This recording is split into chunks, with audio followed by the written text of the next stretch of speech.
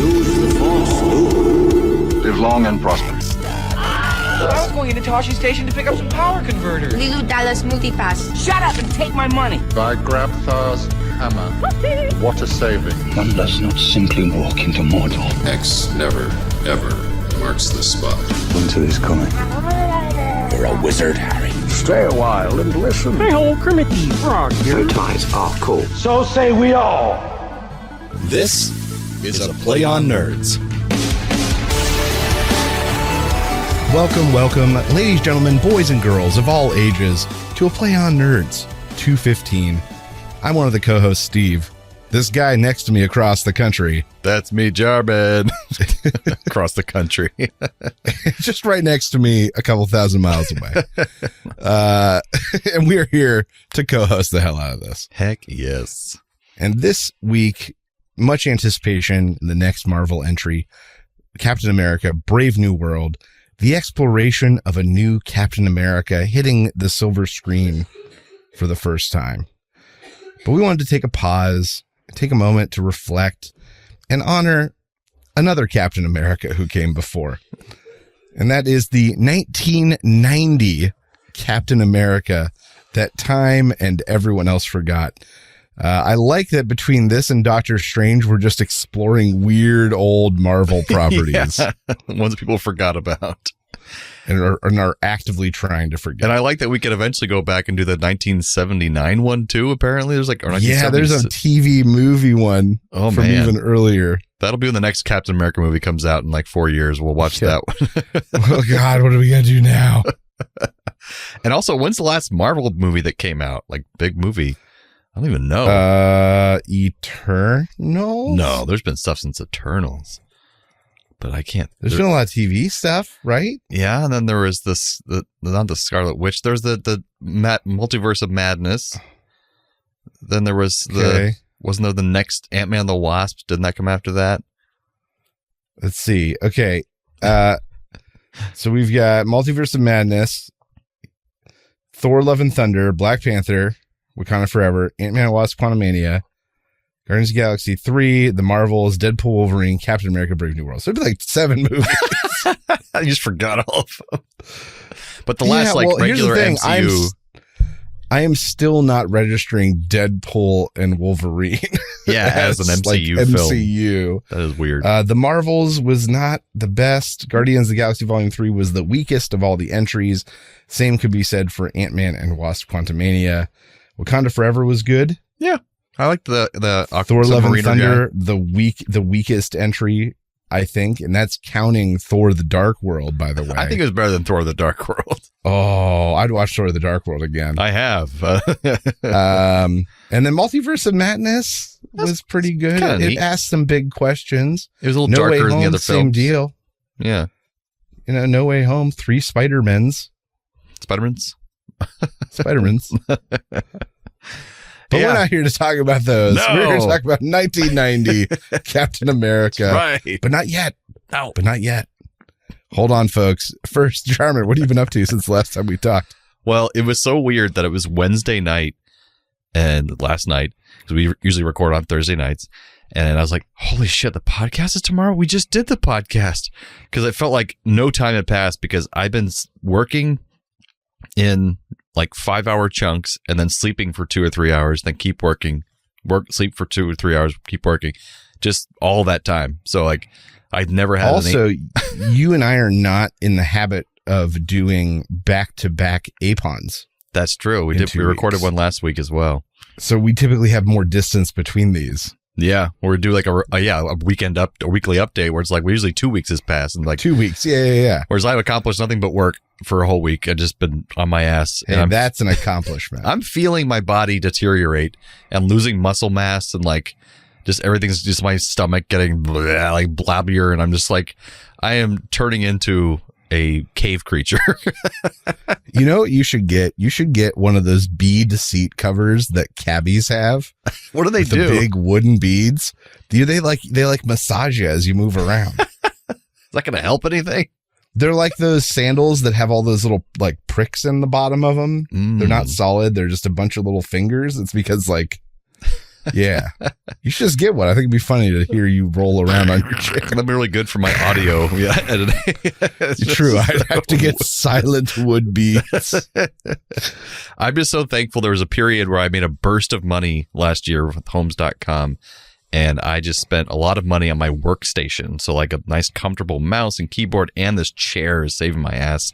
This chair was very expensive, but it's like, I sit all day. I need an expensive chair. Yeah, and you're investing. Yeah, and so it was worth every penny because I would never have been able to sit this long with this much comfort. So yeah, anyways, boring stuff, old man stuff, working my ass off. What about you, sir? What have you been up to? Well, last time you got the update, we were a house of illness. That's right. And then we just continued to be a house of illness. So Anna and Joyce's sickness continued. Finally, day 10, I got Anna to go to the doctor. And she has double pneumonia. Oh my God. Both lungs, and had an ear infection. So Joyce's cough, which has sound identical to Anna's cough, after she had pneumonia, we said, we should take Joyce tomorrow. Took Joyce. Joyce has pneumonia in one lung. Oh my God. Dilly fine through all of this. He still hasn't gotten sick. All of this. And then last night he came into our room with a temperature fever at like 3 in the morning, coughing, and then went to the doctor this morning and he has an ear infection. Jesus. So I'm currently the only member of a person in my house that is not on antibiotics. I'm the only one. Oh, I should have mentioned antibiotics. Sorry, just to cut in real quick.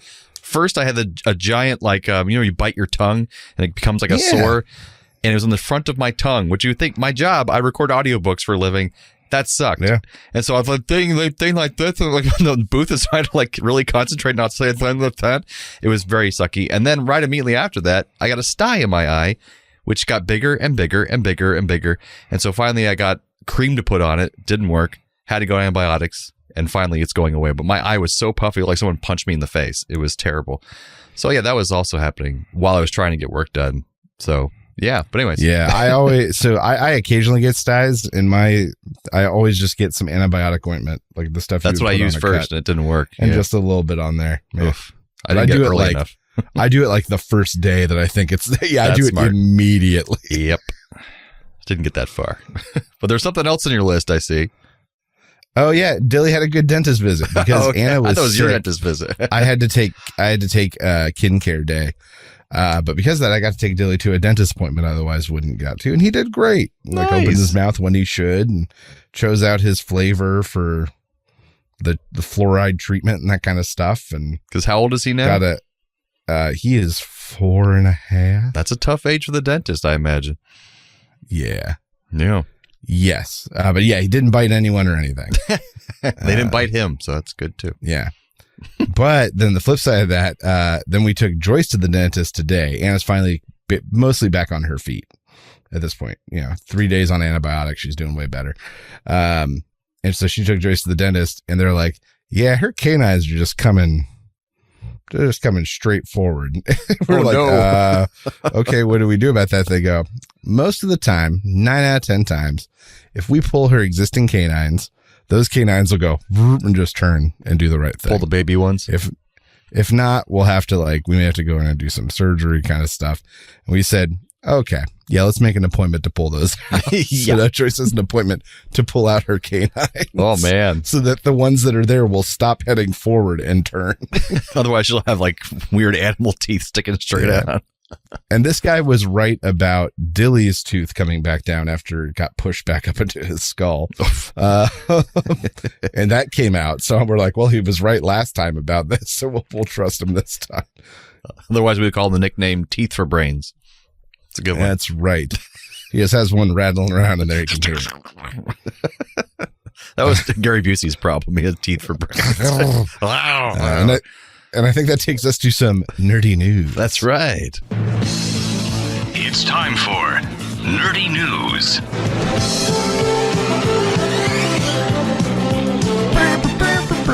So, I didn't get to talk about it the last show, but it happened, I think, last week before our recording. There's been a big talk about aliens recently with the drones and all that stuff that have been flying over the U.S. and in the U.K.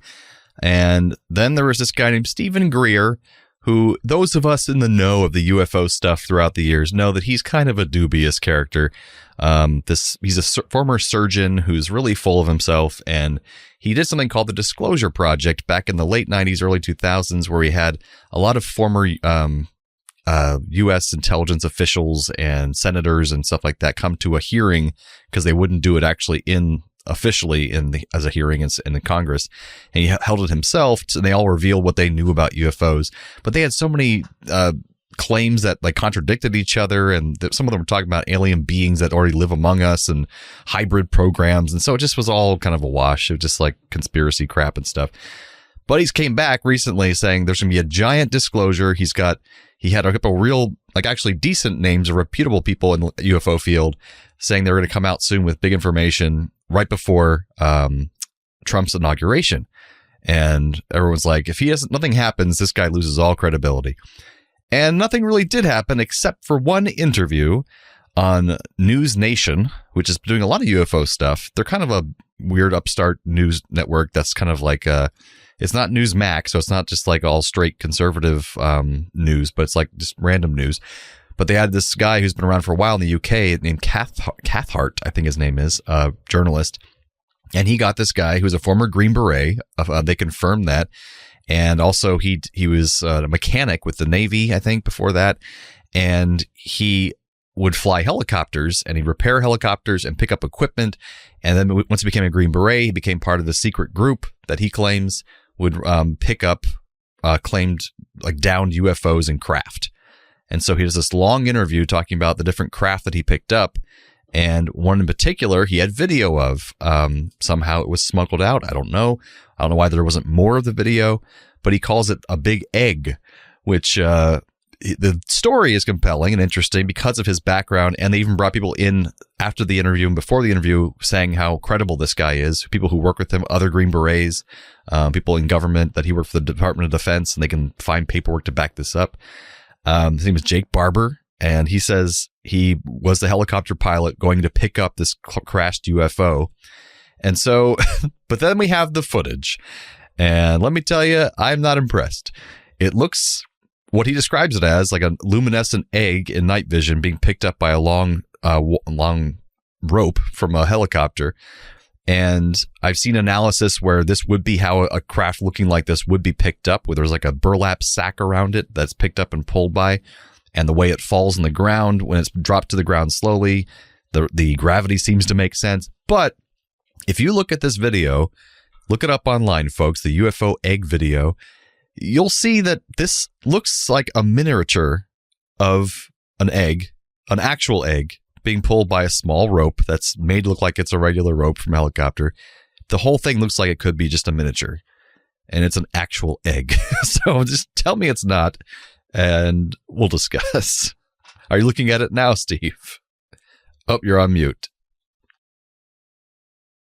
Yeah, I'm trying to find the actual video, and I'm finding a lot of references and news articles talking about said video. Oh. But I can't seem to find the actual video. That's weird. Maybe they're suppressing it. It's the government. If I search egg UFO video and go to videos on Google, there's clips and stuff inside of interviews. Okay. I'm curious to get Steve's take on this.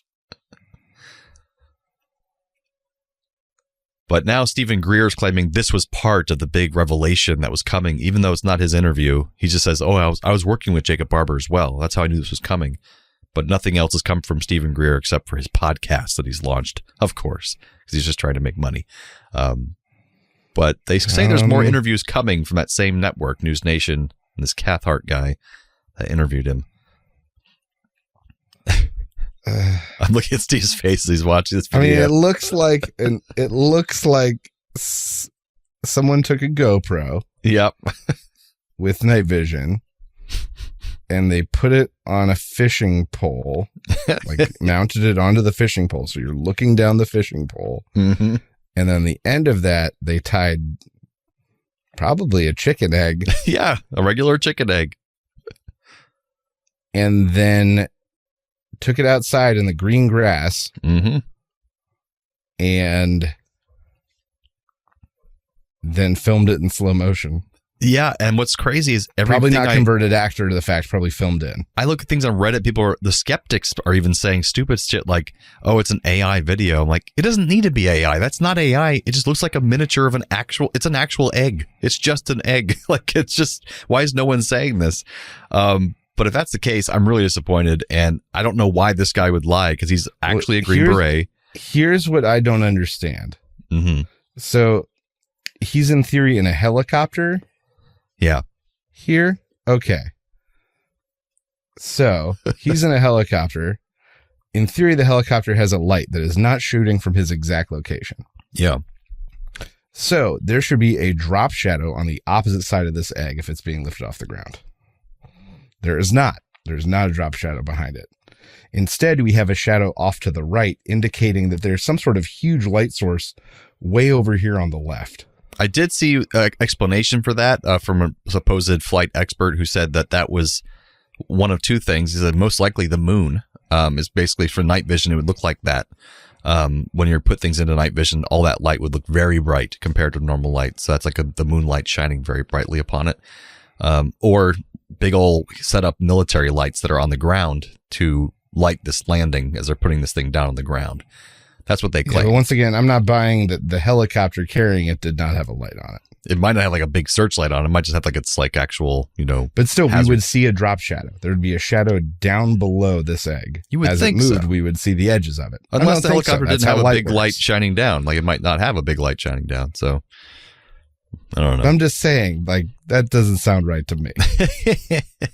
And they're saying, like, why is there nobody down there? Why is there no, like, we need something for reference to see how big this thing is. Like, there's no trees, there's no And the fact cars. that the ground down below it literally just looks like grass in someone's backyard is not helping. It does. And someone's like, that's definitely desert ground in night vision. I'm like, that's just like grass. Like, what? Just like an egg in grass. So anyways. How is that desert ground? That's not what sand looks like. That's not what dirt looks like. No, I don't dirt understand. doesn't have a pattern like that. People want this to be true so bad. And I think there is some kind of truth out there, but this ain't it. This is not it. So disappointment. As Kevin Sorbo said, disappointed. Disappointed. So yeah, that's my nerdy news. Check out the UFO egg interview from News Nation. I don't think you need to. We just checked it out for you. But you know who can find UFOs? Captain America. Captain America, because he was one for a few minutes. That's true. Liberty and justice, every free man's point of view. We gotta keep it going now. The old red, white, and blue. Sound the bells of freedom that all the people sing. Send a message loud and clear. Peace and freedom will. Home of the brave. Home of the brave. Pray to God that He will save the home of the brave. Okay, so we start in an Italian alleyway with 3 kids. They're peeking in windows and they're making fun of a kid playing the piano. He's playing for his whole family, I guess. Or it's a recital. I don't know. And for some reason, they're recording it. Great. But then, bam, Nazis break into the window and take the piano playing boy. He watches his family gunned down as Nazis gather in their evil lair to observe a terribly mutated beastly rat, twice as strong and twice as intelligent. Just then, a Italian Nazi doctor lady shows up, and the boy is brought and strapped into a chair. The lady Nazi doctor objects and narrowly escapes as the experiment proceeds without her. 7 years later, and Anna literally said out loud, "Time jump." So I wrote down, "Time jump." Time jump. We're at the White House. The president is being pitched Project Rebirth, which turns sickly boys into super soldiers. And then we get a location cut, and Anna literally also yelled, Redondo Beach. So I wrote it down. Redondo Beach. For some reason. We find a family at a send-off party for Steve Rogers.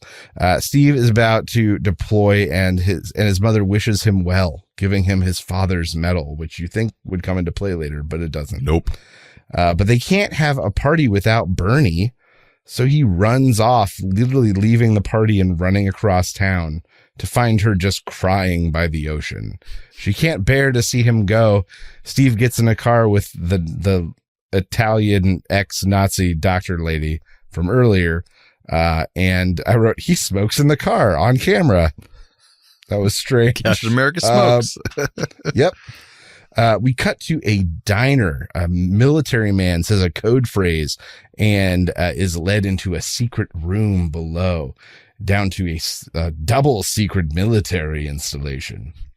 Steve is strapped to a table, and his identity is known only to the doctor and some army guy, and everyone else, his code name is Captain America. Ooh. Yeah. They zap him with electricity, I guess, and inject him with some green stuff. And then the circuit blows out, and big success. Somehow they just know that it's a huge success.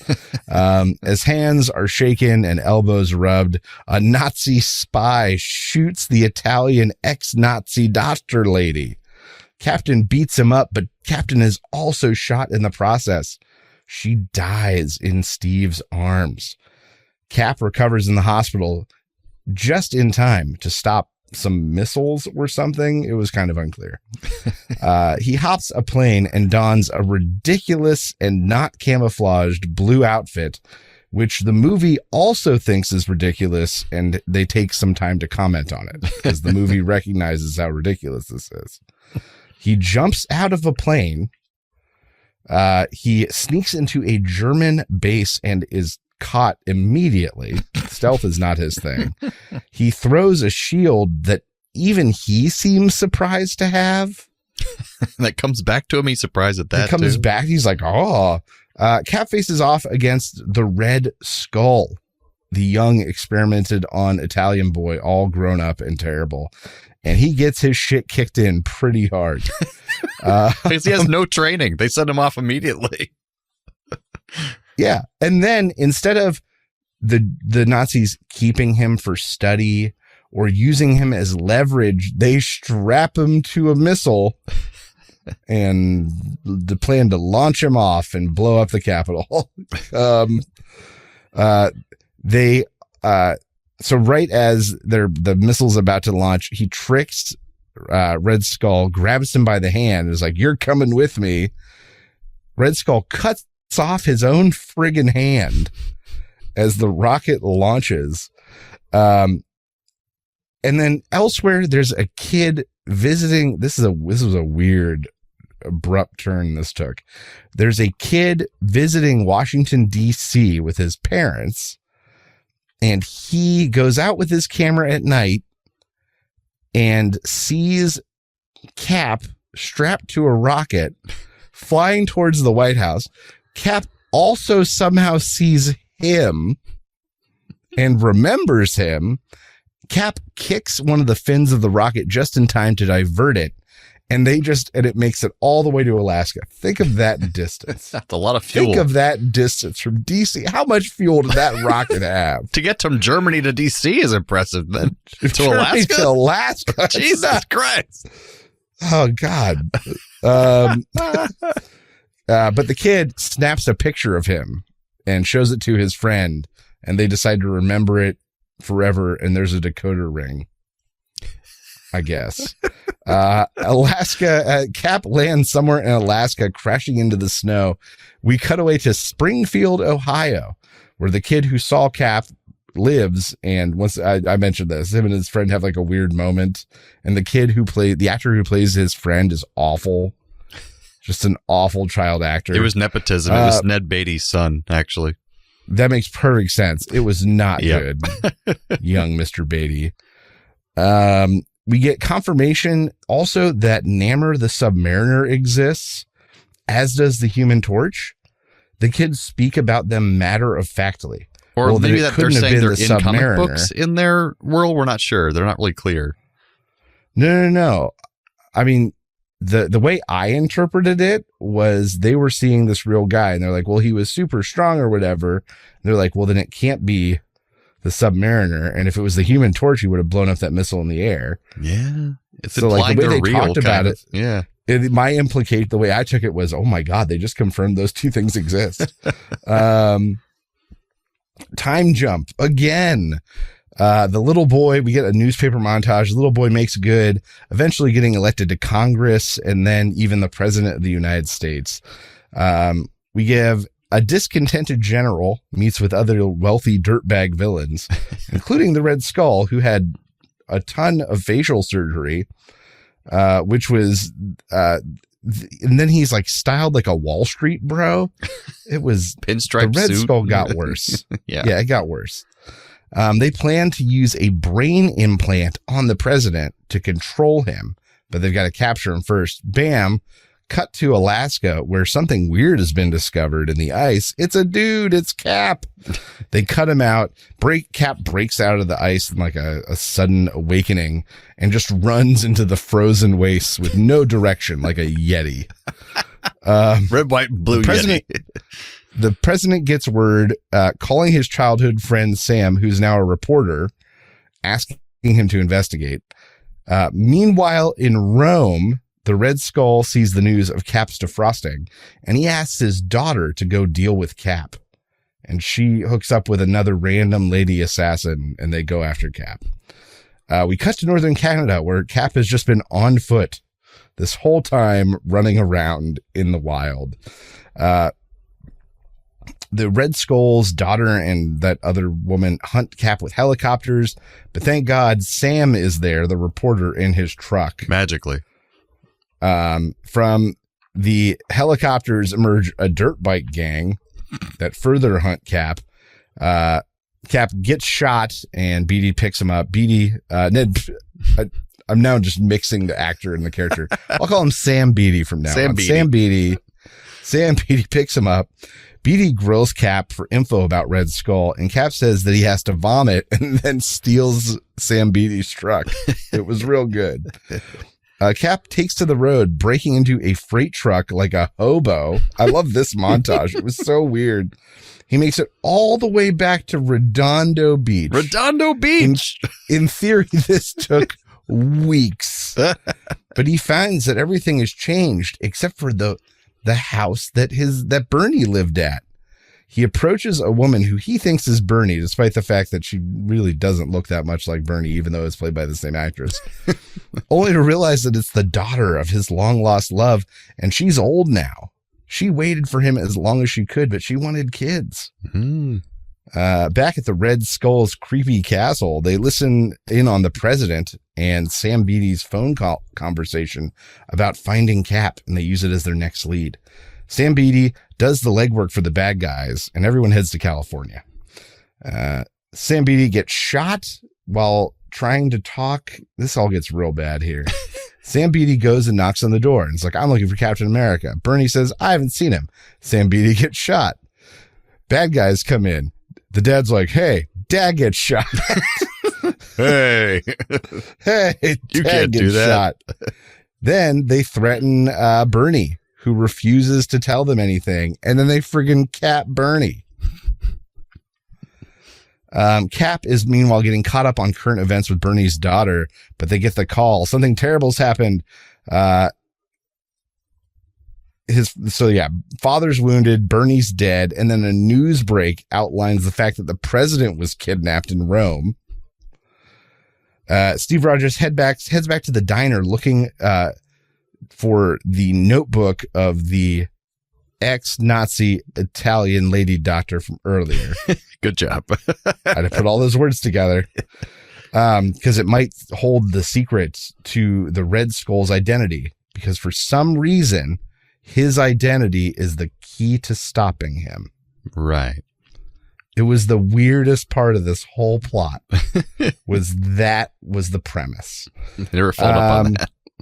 That's right. Steve Rogers breaks into the women's room of the diner and breaks through a wall, pulls a thing, goes through the secret door, and they find the doctor's journal and then confront the Nazis that are chasing them. Cap finds a makeshift shield somehow and batters the baddies. Steve and the lady friend work through the diary, trying to figure out the Red Skull's true identity, because once again, it's the key to stopping him, apparently.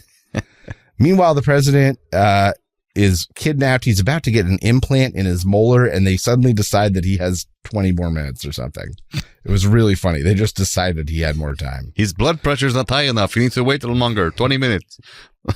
So Steve and Sharon head to Italy, but Cap pulls the old pretending to vomit and then steals the car again, which was even better the second time. Sharon finally catches up to Steve at a cafe, but the Nazis are there. They narrowly escape as once again a motorcycle gang chases them. They buy a child's bicycle and pedal down a hill, presumably to their death. Like this, they literally just went off the edge of a mountain like it was fine.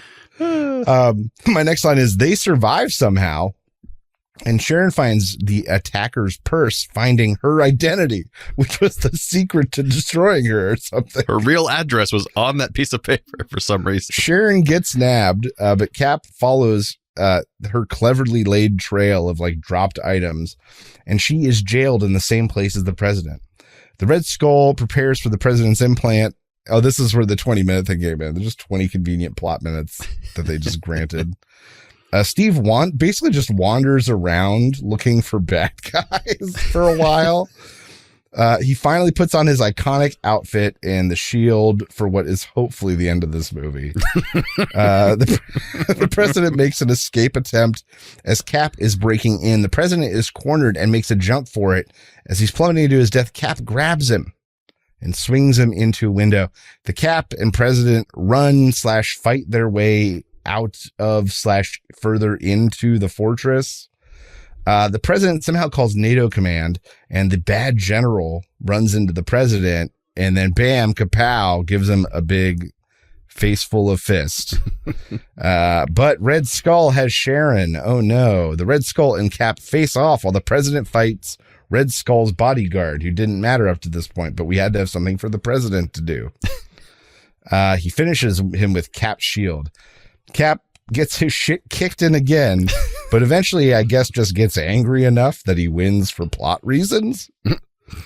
The Red Skull gets a gun, and then they take turns with the Red Skull only shooting at Captain America's shield, then letting Cap throw his shield, and then running, letting Cap retrieve his shield, and then only shooting at Cap's shield again. And they did it like 3 times in a row. Where like if the Red Skull had just stood there and shot him in the leg, it would have been all over. It would have been done. But no, he aimed directly at the shield nonstop and then let him get the shield back. Quality. The Red Skull, not twice as smart, I think is what we figured out there. He didn't get that part of the serum.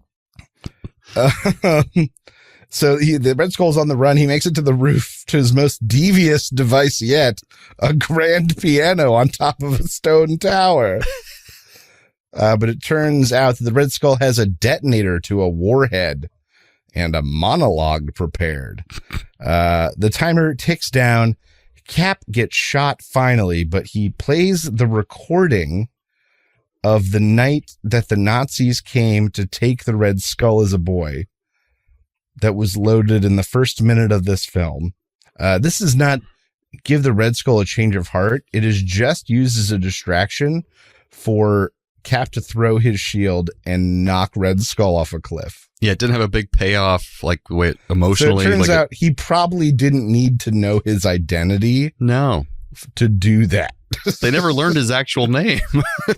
It's not like Rumpelstiltskin, where if you don't know his name, you can't stop him. They never learned it. They distract him long enough. They push him off a cliff. And the good guys suddenly show up. Moments later, the president is rescued, and they imply that Captain America ushers in a new golden age for America. Hooray. Da, da, da, da. So yeah, that was 1990 Captain America. Jarman, had you seen any of this before? I have watched the movie a few times as a kid. It was on TV, and every time it came on, I would watch it, like TNT or TBS, something like that. That sounds like it. And so I was just like always very fond of this as a kid. So I'm like, it's Captain America, cool. But I just didn't remember so much of it being him out of costume in Italy. I didn't remember any of this crap. Like, I didn't remember just like, or Red Skull not being a Nazi. He's like, or he is a Nazi, but he's Italian in this movie for some reason. He was abducted by the Nazis as a young Italian, which is boy. not in the comic books. His name is Schmidt. He's German in the comics. Like, I don't understand why they did that for the movie. But yeah, then they couldn't have played that weird angle where he had to remember who he was in order to defeat him. Yeah, that was important. That was the had you seen this weirdest before? premise. You had not seen this before. No, I've seen like maybe clips and the occasional GIF or something from it, but I don't think I'd ever seen anywhere near all of it. I'll say some things I liked about it. I think maybe some nostalgia talking, but for the time it was made, where most superhero movies, except for like Batman 1989, came out the year before this, were most of them are pretty awful. And so this one's, I think, not bad as far as compared to the other ones, which were just trash. So this one was, I thought like they tried to do a pretty good telling of the Captain America story, changing things they didn't need to change though. So I'll give it that first point. What about you? So I have to say this movie had, past tense, decently good pacing. And what I will say is that this movie was a pleasant surprise up until the second time jump. Yeah. Up until he's in the current. But even the first 7-year time jump was fine. Like, so everything until that, like, he gets frozen was actually pretty okay. I was like, oh, this is pretty decent. The story was good, well paced. They showed enough. They told enough. We got even just a little bit of an arc from the Italian ex-Nazi doctor. Yeah. The intro of the Red Skull was fine. Like, that was all fine. And then when he woke up from being frozen, you're right. Most of the movie was like him kind of wandering from place to place, waiting for the movie to happen to him. With like weird songs playing and stuff. It's like, what is happening? And like the cat and mouse with them and the like Nazi spy daughter and accomplice that they played out 6 times would have been fine once or twice, but that was it. That was the only driving action for the entire thing is, oh, they're here, but the Nazis showed up. Oh, they're here, but the Nazis showed up. Oh, they're here, but the Nazis showed up. Nothing is difficult because it's difficult. It's only difficult because the Nazis are showing up. True. So basically the first half was decent. Second half fell off the edge. First quarter. I don't think that was even true. nearly half of the film. I wish that was half of the film. I would say the really good actors in the secondary parts. Like I loved both Ronnie Cox as the president and Ned Beatty as Sam. They were good, and they were good actors, high quality actors. The rest, subpar. But yeah, even Red Skull guy kind of did a pretty good job. Finally, good actors show up 30 minutes in was the note that I made. There you go. So yeah, I said Ronnie Cox, Ned Beatty, and then Darren McGavin I added to that, who played General Fleming. Oh, he's in a lot of stuff. The traitor. Yeah, he plays like the father in Christmas Story. Oh, that's right. And that's what I'll always know him from. But it was like, oh, thank God the adults are here. Yeah, they're saving this movie. And even the guy who played the Red Skull wasn't inherently bad. No, yeah. He did a pretty good job for this crazy thing that he was handed. Just chew that scenery. And acted well through the makeup. Right. Like really chewed it. But if he didn't, who was? Who was going to do it? I put the music would have actually been pretty good if the music itself, except for it's from that MIDI machine from the 90s, so it just sounded so cheap. But like the actual music itself, the themes were cool. but it's just it was hard to get past the MIDI sound. I just can't listen to that crap for so long. Yeah, I put better music than it deserved in a similar note. Barry Goldsmith, if you look, he's got a ton of credits, but none of it's groundbreaking style. I was like, oh, I'll put down some of his biggest credits and kind of went, nah, it's not a lot of like the biggest here. He's worked Jerry a Goldsmith's ton. son? Because Jerry Goldsmith Barry did Goldsmith? Star Trek. I don't know, but Barry Goldsmith did not do Star Trek. No, I think his father did. Jerry Goldsmith. Let's see, because that's a Star Trek connection right there. I don't know. I don't think so. Barry Goldsmith, son of? Question mark? No, never mind. Different guy entirely. Joel Goldsmith is the son of composer Jerry Goldsmith, so not even related. That's why. But yeah, so he had a big rap sheet, but just none of it was very high quality. But I do think that it was one of the better kind of parts of this movie. And even as I remember it and I heard it, there's part of his theme for Captain America in this was like revamped kind of and reused in the new Marvel Captain America. And I would say a lot of the scenes were kind of reused, even like the whole Cap getting the serum, and then there's a Nazi traitor inside the lab. That happened in the new movie too. So they kind of took that from this movie, in a sense. Or they both took it from the comic. That is also very possible. And the whole scene about... that's more what it's telling me, is that they were truthful to the comic too. Yeah. And the same thing where the doctor had all the information in their head, so they died. They couldn't reproduce the serum exactly. That they did that in the new movie as well.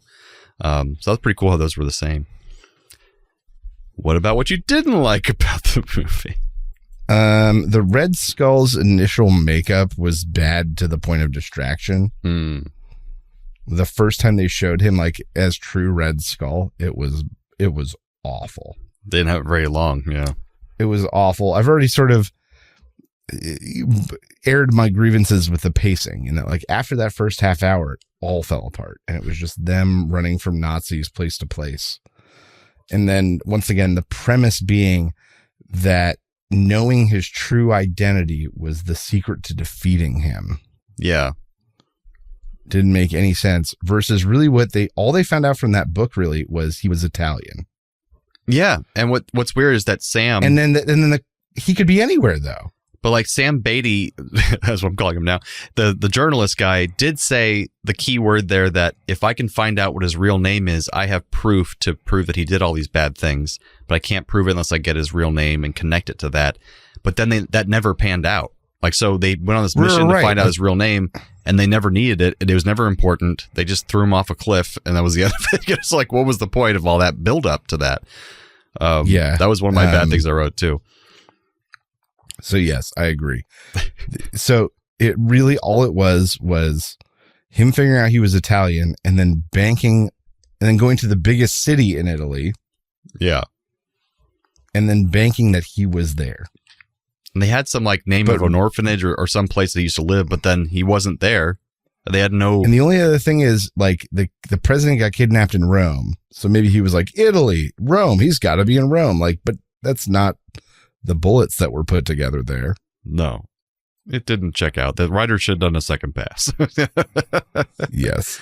Also, I put the editing was noticeably horrible in so many spots where they'd cut away at a weird time or not give us scene enough time to breathe, where like you'll say a line and let the person just stand there and like sit in that line for a second. And it was like, bam, no, just cut away immediately. And then like music would cut out suddenly sometimes too. Like just wouldn't fade out, just cut away. Like, whoa. So that was very disturbing. There was a moment where it was like a female news anchor was giving exposition effectively. And she was saying her lines on a television in the movie, and they had to change something because all of a sudden at a volume 2 to 3 times louder than everything else, ADR came in with a word that was so unfit that I couldn't figure out what word they were trying to say because the ADR was so bad. And then, but it was literally this one, like 2-word moment in this news broadcast. They felt the need to fix. And it was like, what the hell was that? I had to stop and rewind it. I'll put the fighting scenes. In addition to the editing thing, they were cut really strangely, so you didn't know where things were or where people were, because it would cut to a person over here, then they'd be over here, but suddenly his foot would be in her face. Like, did he teleport across the room to kick her? Like, what just happened? Like, he's going to shoot at these barrels, but I can't tell where those barrels are in relation to him, you know? Just like, this terrible. Yeah. And also, like, they don't give enough fights to show that Cap is a badass. Like, the human people were doing as much damage as he was. Like, the president was shot in the arm and he's like in his late 50s and he's like punching people left and right, just the same amount Captain's punching people left and right. So it's like, we're never shown that he's that great. And like you said, he gets his shit kicked in by Red Skull both times. like both times. He doesn't win the second fight. No. Like, Red Skull runs away, and then once again, that him being shot at by Red Skull. Shoot the shield. He throws his shield. Does Red Skull shoot him now that he doesn't have a shield? No. Red Skull runs, lets him get his shield back. Finally reloads, shoots a Cap shield. Like, God damn, I'm going to get through that shield eventually. That's you. For being twice as smart, you're a friggin' idiot. Oh, man. So I don't know if I would recommend this movie. I think the first 30 minutes is worth a watch, but that's probably about it. I think it's really kind of campy, and it's just like nostalgic and weird and strange that it exists now that we have this, you know, kind of perfect Captain America. So I think it's worth watching. Just be like, wow, this happened, you know? This is strange. I was here for this. So this had a lot of trivia, so I tried to pare it down because there's some interesting crap about this. I'm sure there's some weird stuff. In an interview with publication Retro Junk, co-star Ronnie Cox, who played the president, said this movie remains to this day the finest script I have ever read. How those guys messed that film up, I will never know. Well, there's a lot of ways they messed it up. In 2011, to coincide with the release of Captain America: The First Avenger, the director Albert Pune toured the country with his director's cut of this film. The big difference is that it focuses more on character and less on action, and it runs about 14 minutes longer than the 1992 release version. And there are a number of scenes showing Steve Rogers coming to the realization that he was always a hero and superhero within, and he wasn't just a hero because of the costume and some serum. Screenings of his director's cut in Las Vegas and Austin sold out, with people in huge lines going to midnight shows. Love to see that version. That'd be interesting. That's crazy. Dolph Lundgren and Arnold Schwarzenegger were up for the role of Captain America. Schwarzenegger's accent lost him the role, and Lundgren was busy filming The Punisher, another Marvel Comics character, so he couldn't do it. So he was already playing The Punisher. The original mask had holes that allowed Matt Salinger's ears to poke through, but it caused uncomfortable chafing, so plastic ears were used, which I didn't notice till the last scene. They had a close-up that there was these weird plastic ears on outside. They weren't his actual ears, which is weird. Val Kilmer was also considered for the title role, but he declined in favor of doing the Doors movie, where he played Jim Morrison. That's probably the right call. Yeah, a little weird. Matt Salinger's Captain America costume was made of heavy rubber. It was heavily padded and did not breathe. Filming took place in the summer in Yugoslavia with temperatures as high as 105 degrees Fahrenheit, 40.5 degrees Celsius. Salinger lost 25 pounds during shooting and at one point came very close to heat exhaustion. I imagine. That sounds terrible. The Cannon Group, which was famous for making lots of B movies in the 80s and 90s, well, before they went out of business in the late 80s, before Cannon Films got the film options for Captain America, Universal Pictures had the rights, and they were planning a Captain America reboot in 1981. And there was talk of them wanting Jeff Bridges as Captain America and Peter Fonda as Red Skull. So that would have been interesting. Yeah, man, I'm just Captain America, man. It's cool, man, whatever. That's just your opinion. Okay, Stan Lee flew to Yugoslavia and he filmed his famous cameo as one of the crime syndicate members in that meeting scene, but the part got cut from the film and the footage appears to be lost. Sad to say. They cut Stan Lee from the movie? Yeah, they did. His cameo did exist at one time. This deserved to fail then. Yeah. Director Albert Pune and the producers wanted two different actors for the role of Captain America. Matt Salinger for the role of Steve Rogers, who ended up playing him in the movie. But they also wanted former pro football player Howie Long for the superhero version. So once he gets big, they wanted Howie Long, the football player, to play Captain America. Kind of like on the Incredible Hulk TV show where it was Lou Ferrigno as the Hulk. And, but Howie Long was asked, but he was up for it, but Marvel told them they could use one actor for both roles. So they ended up doing that instead. It kind of worked. They just put him in a big padded suit. Captain America's costume was made by the same costume shop that made the Batman and Batman Returns bat suits. So they tried. The film's budget was so low, not only did they sometimes run out of film during shooting, but the director, Albert Pune, had the camera operators turn off their cameras, or they had them turn off the out-of-film lights on the cameras and pretended to keep shooting just to keep the actors in the mood, because he believed if they stopped and shut down the production, they would never start up again. So he's pretended he still had film. And last one, Matt Salinger, who plays the titular superhero, he's actually the son of novelist J.D. Salinger, the writer of Catcher in the Rye, which was pretty neat. Good for him for transitioning in. So that was fun. But Steve, you got a bit for us, I hear. Oh, man, do I. Well, Captain America is all about a hero that became more than a hero, became a brand, an identity, really made famous by World War II. So I've just got a few other products here that also became famous during World Wars. First off, the Hershey bar. Hershey had been making chocolate for more than 30 years, but then the U.S. Army commissioned them to create what they called the D-ration bar. The bars had to be smaller, and the Army specifically said they didn't want them to taste that good because they didn't want the soldiers to eat them too fast. That makes sense. So we want you to make a crappier, smaller chocolate bar. I wonder what the old one tasted like before they made it crappier. Gillette razors.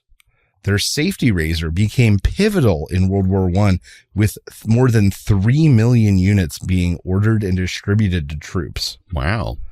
And the reason is because troops suddenly had to be clean shaven so that their gas masks could make contact with their skin and have a full seal. That is sad. So because of that, Gillette razors became like the U.S. razor because it's what all the men used. Government contracts. Yeah. Right? Spam, invented in 1937, it became a staple of soldiers in the South Pacific and Hawaii. In many cases, it was traded from soldiers with locals for goods and services. And to this day, places like Guam, the Philippines, and Hawaii all have Spam like ingrained in their cuisine. It's true. It never left after it came to the islands. That's cool. And then finally, this was my favorite one, Kotex. Feminine pads. After World War I, this company, the company that made them, had made bandages out of this super absorbent wood pulp that was like fake cotton made out of wood pulp, basically, but it was super absorbent. But part of their deal is they had to buy back their surplus of bandages when the war ended. So all of a sudden they had stacks and stacks and stacks of these wood pulp bandages. And up until that point, women predominantly used like cloths that they would wash and reuse during menstruation. And so with a little bit of rebranding, Kotex pads were born out of this excess of bandages from the war. I had no idea. But yeah, that's what started it all. That's crazy. And it's all because apparently French nurses had been using them that way on the battlefield throughout World War I. So they found out it worked really well. Yeah. Wow. Wood pulp. So Captain America, a brand built in World War II. Here were a few others. I love it. Chew on. You always learn something here on this show. Well, sometimes. Sometimes. Don't say always. Then they're going to hold us to it. That's true. Well, that brings us to some Radical Recommends. Radical Recommends. If you have the means, I highly recommend picking one up. What do you recommend I do? I recommend Pleasant. All right, so this week I'm going to recommend another show that I'm been watching in between work sessions. I watch like 10 minutes, then get back in the booth, and I've been getting through shows that way. This one is For All Mankind, which I believe is on Apple TV Plus. It's been talked about by my friends for a long time, and I finally got to watch it. It's basically an alternate history story where instead of us being the first to land on the moon, the Russians are the first to land on the moon. And that little action showing what repercussions that has going forward. And it now on season 3 I'm on, it goes 10, like almost like 10-year jumps between seasons.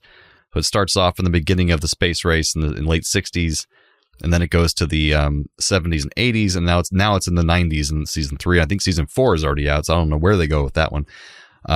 It's slow getting started, and went from watching Silo and Severance, where like every episode you're riveted and see what's going to happen next, mysteries and all that stuff. This one's more of like a drama of real people and seeing their families and how every little decision changes our history. It's kind of interesting in that way. A lot of historical stuff, political machinations to get people on the moon. Is war going to start at any given point with the Russians? But the cool part is, if the Russians got there first, we would continue that Cold War, keep fighting for the space race, and our technology gets better faster. And so it kind of shows how we stuck with it, and it benefited us technologically, and our society kind of benefited from that in lots of weird ways. So it's very interesting to watch in that regard. But have you seen anything about it, Steve? I mean, I may have watched the first episode or two. It's one of the many sci-fi shows, I think, on Apple TV Plus that I have like kind of taken in. Yeah. But I take in like 4 or 5 episodes and then kind of lose focus most of the time. Well, Silo and Severance are definitely same thing with Severance, same thing with All Mankind or whatever. Same with that invasion show that happened. Oh, I never watched that alien invasion show. That's still on? I don't think so. I don't think it got a second season. That's rare for Apple. Yeah, Apple seems like greenlight everything. Fraggle Rock. It's all good. Yeah. But anyways, for All Mankind, I'd say stick with it if you're into that kind of alternate history stuff. And, good drama. A lot of attractive people. That's always nice. God damn it. But that's for All Mankind. But I think that brings us to some trailer reviews.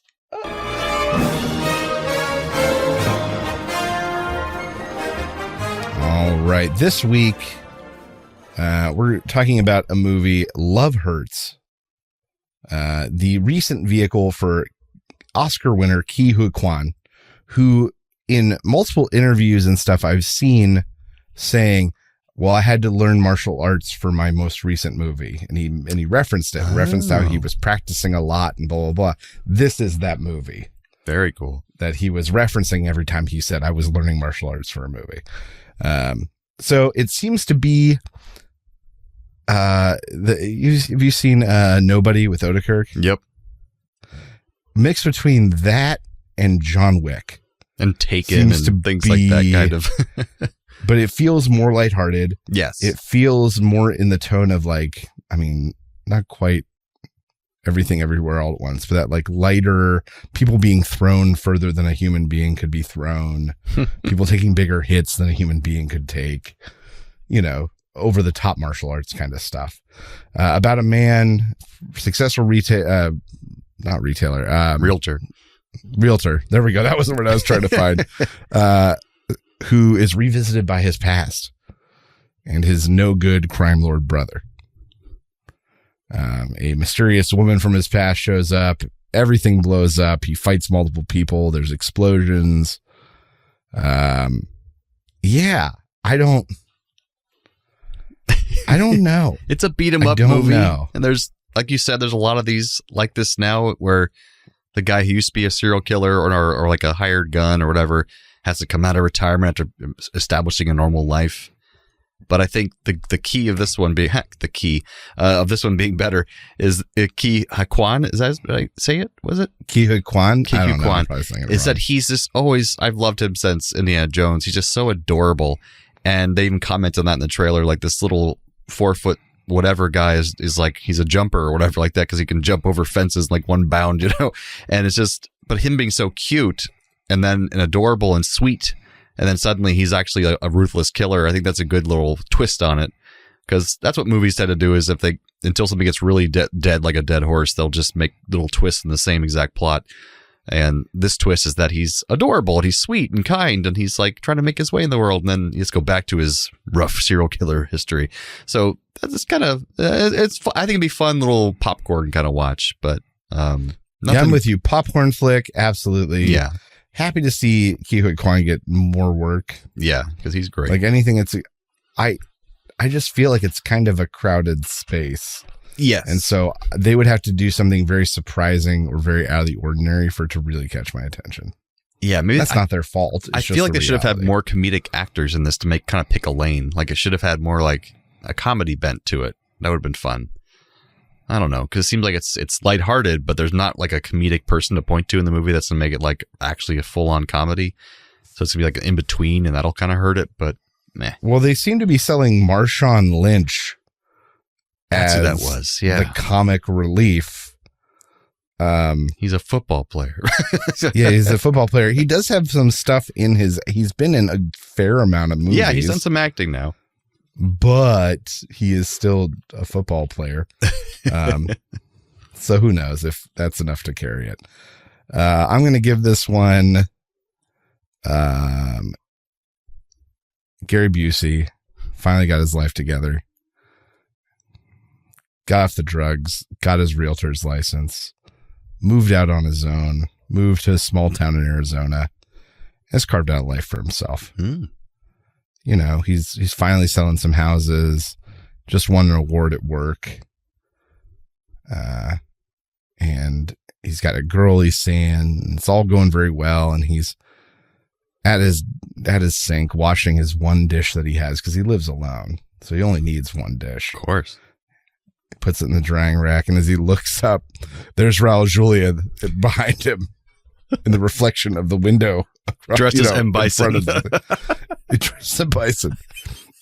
Like, Gary, your past has come back to haunt you. He's like, nah, Raul, I'm not doing that anymore. No, Gary, you don't understand.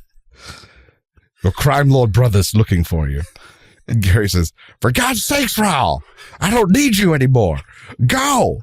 And Raul looks real dejected and then walks away real sad like Harry and the Hendersons, disappearing into the trees. Harry and the Hendersons. But as he goes in that sad moment, a bunch of other Raul Julias pop out from behind trees and follow him into the forest, including a little Raul Julia, like a little family. Yeah. And then later on, 20 years later, Gary Busey goes to the grave of Raul Julia, and you see that he's been friends with the Raul Julias all along. That's right. My review for this film is Gary Busey suddenly got a new job, and he goes into this room where they tell him that he's going to be the idea man. And he's like, all right, I got so many ideas. I love it. And so he goes in to make a pitch to this movie studio because he says he's the idea man. And they said, okay, what do you got for us, Gary? He's like, a guy who used to be a killer, and he starts to lead a regular life, and then all of a sudden he has to go back to it. And like, we've done it 100 times, but that's a fantastic idea, Gary. And he goes home to Raul to like talk about the great job he did. He's like, oh, it was great. They love my idea. He's like, what was your idea, Gary? He goes, I told him this thing. And he tells him the idea. He's like, we've done that 100 times. Why do you keep doing this to us? So basically, it's just Gary Busey's giving these terrible ideas over and over again, and they keep accepting it because Hollywood's stupid. It pays money, Raul. You don't understand. Oh, I'm sure it does, Gary. These wonderful ideas somehow keep making money. But anyways, that brings us to the end of episode 215 of A Play on Nerds. Join us next time when we'll be doing the return of our wonderful favorite segment, Nerd Roll of Fortune. Roll of Fortune. That's right. All that and more. Come on back and be our nerdy audience. We will keep on coming back and being your nerdy co-hosts. Thanks again, Internet. Stay nerdy, my friends.